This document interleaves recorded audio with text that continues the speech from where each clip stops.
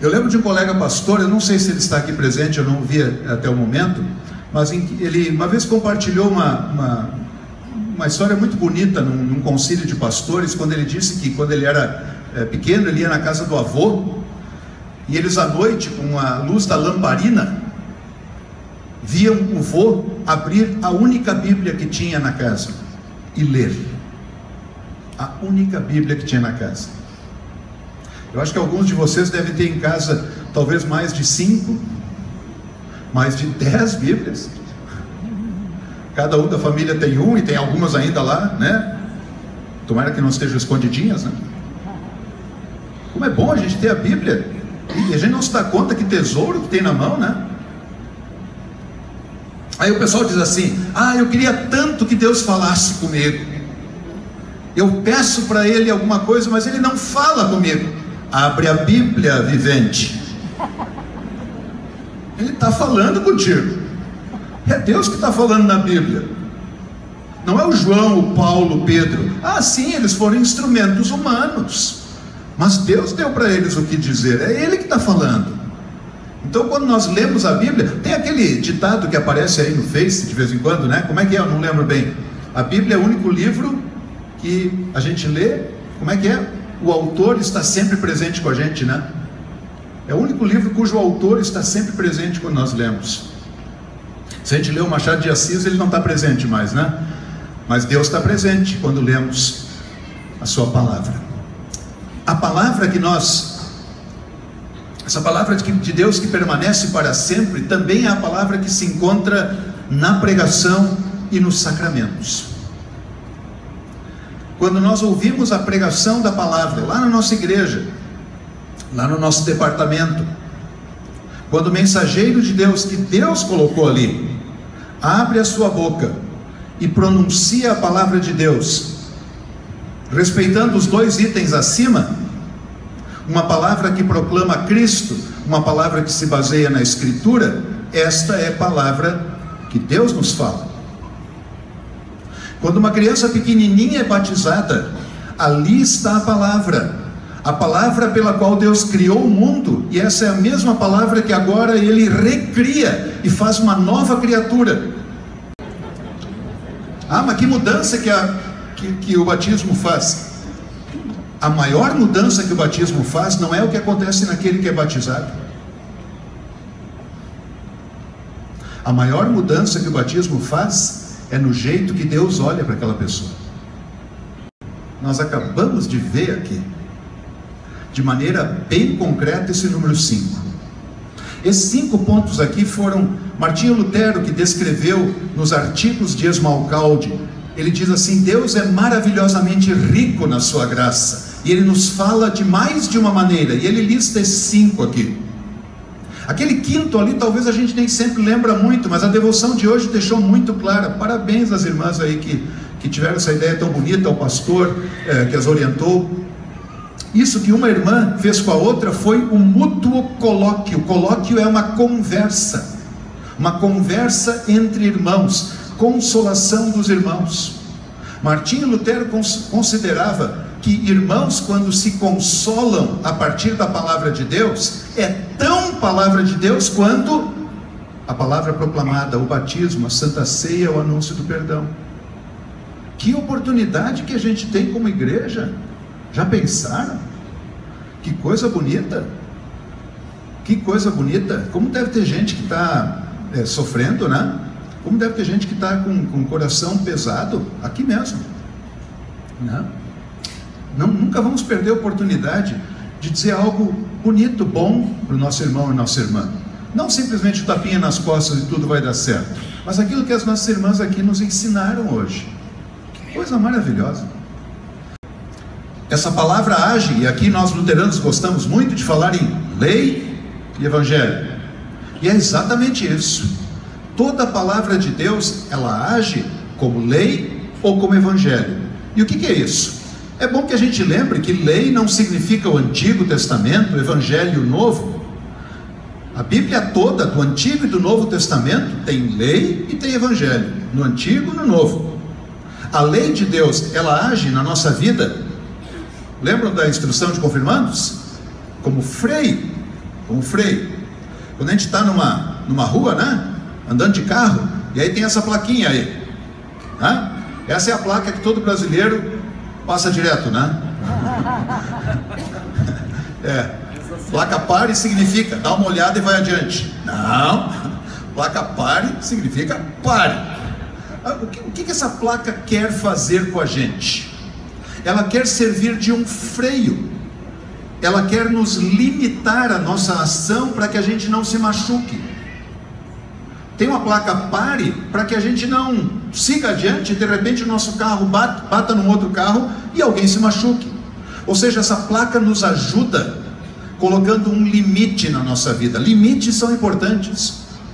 Deus coloca limites para a nossa vida. Se a gente fizer o que a gente bem entende, nós vamos fazer bobagem.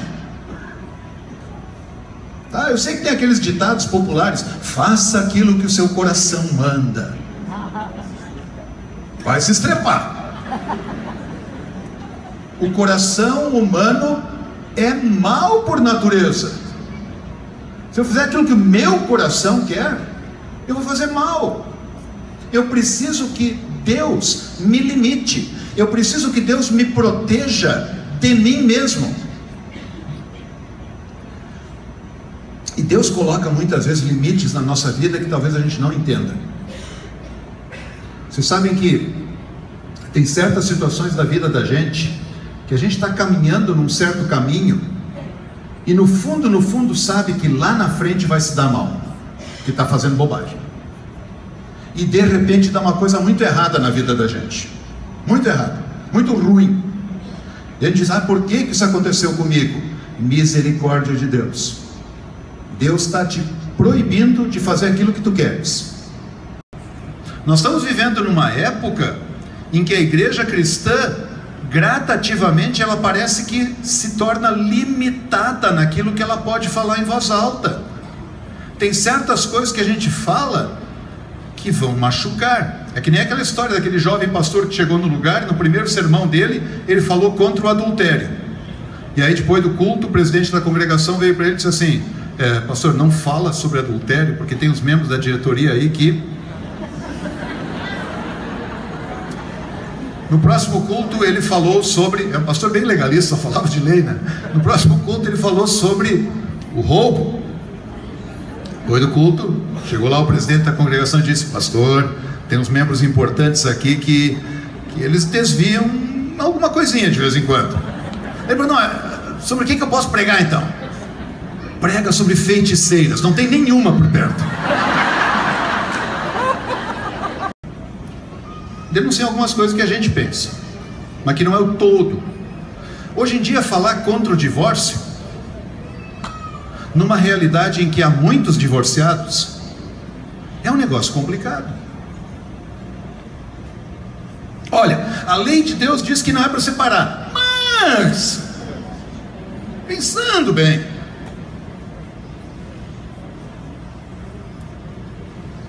complicado, né?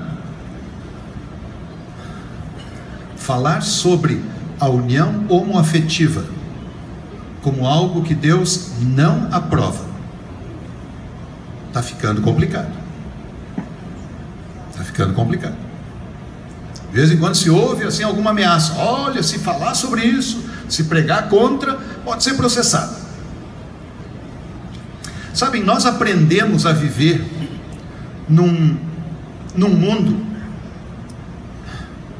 Me permitam dizer isso, e depois, se vocês quiserem discordar de mim, podem me falar aí nos corredores. Nós aprendemos a viver num mundo que nos deixou confortáveis. Desde o imperador Constantino, lá no 4º século da era cristã, quando ele, dizem alguns historiadores, foi convertido ao cristianismo e tornou o cristianismo a religião oficial. O cristianismo se acostumou a viver do lado do poder. Não era mais perseguido.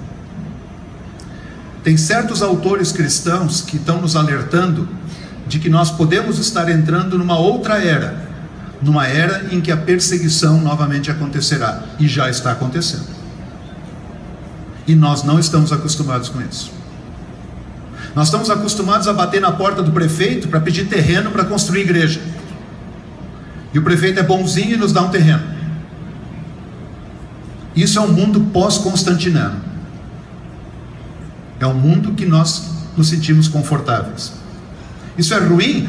Não, de uma certa forma, uma bênção de Deus, que Ele nos permite viver num mundo em paz. Por outro lado, a gente tem que ter cuidado para não ficar preguiçoso naquilo que a gente fala, na denúncia contra o mal, na denúncia contra o desleixo com os mais pobres e necessitados. Nem aqui a união homoafetiva, que a igreja rejeita e deve rejeitar, porque Deus rejeita na sua palavra. O casamento é entre homem e mulher, ponto. Mas como é que você vai agir quando uma dupla de homens ou de mulheres vier na sua igreja? Aí a palavra de Deus vai desafiar um outro falso ensino, que é aquele que diz: primeiro tu emenda a tua vida, depois tu vem aqui e a gente conversa. E aí a coisa pega. Aí a coisa pega. Eu sei que tem muitos furos nessa história, mas aquela ideia de que parece que foi Santo Agostinho que disse que a gente deve odiar o pecado e amar o pecador, tem o seu lado de verdade. Eu não posso dizer para o pecador: primeiro vai lá fora, te conserta a tua vida, e quando tu tiveres uma vida legal, tu vem aqui que a gente conversa aqui na igreja. Não dá. Não dá. Nós temos que nos acostumar com uma nova realidade, que nós não concordamos. Mas a igreja é uma igreja que está aberta para todo pecador. E a igreja vai alertar o pecador, vai alertá-lo sobre o seu mau caminho. Mas ela não vai dizer: vai lá para fora, te conserta, e quando te tiveres bonzinho, volta aqui. Porque Deus não faz assim. Complicado, né? Ah, ficou meio pesado agora, né? Uau!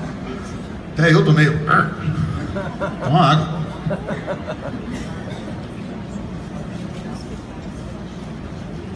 Mas é isso, gente. A palavra de Deus é uma palavra que permanece para sempre, questionando coisas erradas que estão por aí. Também na nossa prática como igreja. Também na nossa prática como igreja. O fato de nós sermos igreja não significa que tudo aquilo que nós fazemos e decidimos é bom. É a palavra de Deus que diz aquilo que é bom. Aquela história do camarada está dormindo e a mãe chega e diz: vamos lá, meu filho, está na hora. Ah, deixa mais um pouquinho, né? Você sabe como é que é, né? Daí a mãe vem daqui a pouco e diz: filho, vamos lá, filho, vamos para a igreja. E ele: mãe, deixa mais um pouquinho. Nossa, esse choro a gente ouve, né? Aí a terceira vez a mãe vai lá: filho, levanta, vamos para a igreja. Mãe, por que eu tenho que levantar e ir para a igreja? Filho, porque tu é o pastor.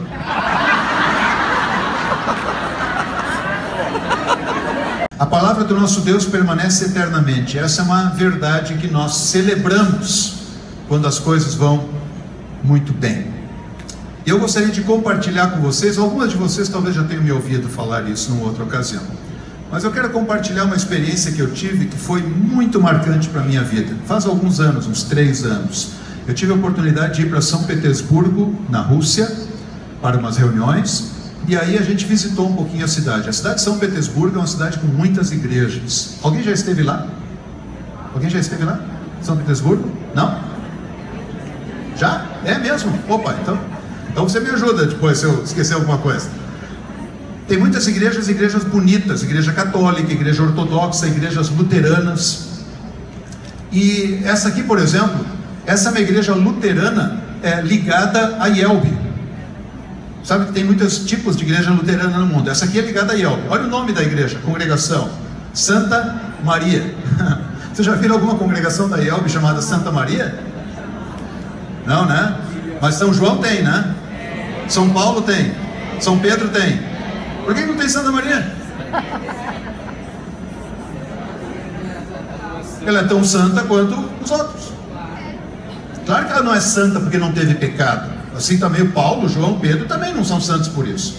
São santos porque foram santificados pelo sangue de Cristo. Maria foi santificada pelo sangue do Filho dela, Cristo. Mas a palavra de Deus permanece para sempre, também quando mudanças acontecem na vida da igreja.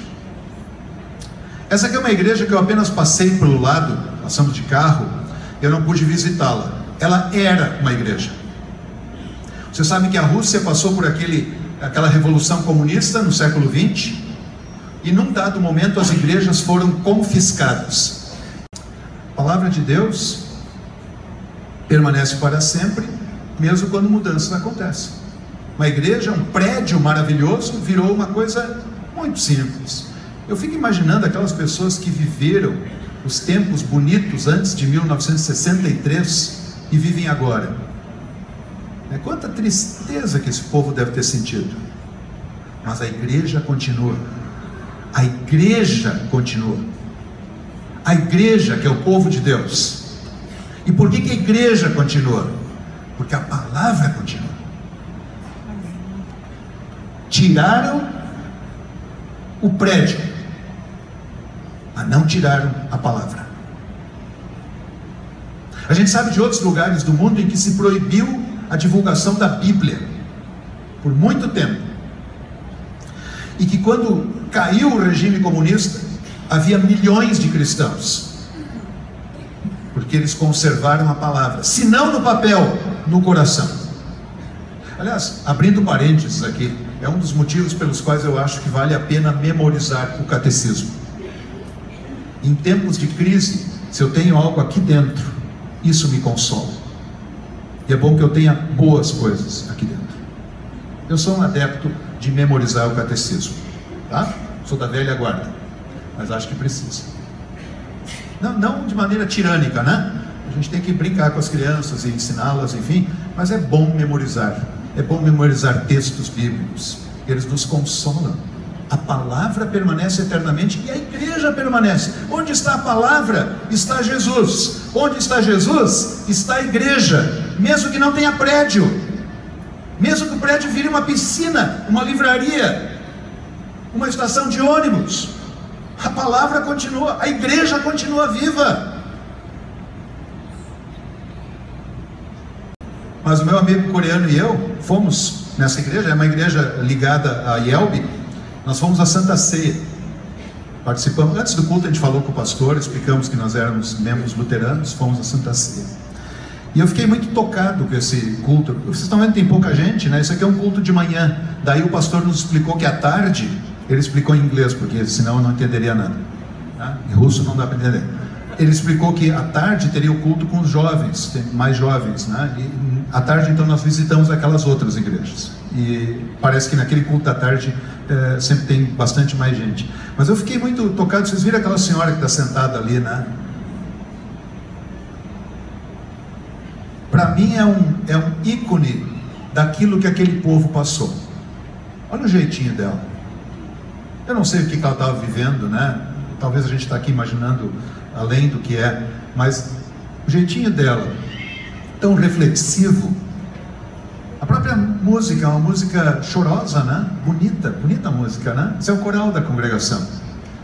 E lembra esse sofrimento que esse povo passou durante um período que eles não podiam adorar a Deus livremente, mas ninguém tirou a palavra deles.